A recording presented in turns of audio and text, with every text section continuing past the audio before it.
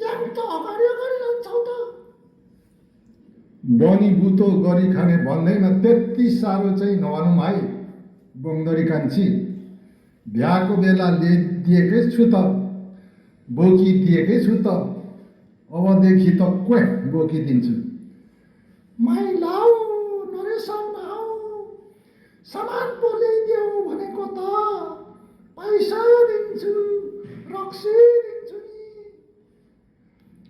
रक्सीकै लागि चाहिँ भारी बोकिँदैन है। अनि पैसा पनि दिन्छु नि त हौ।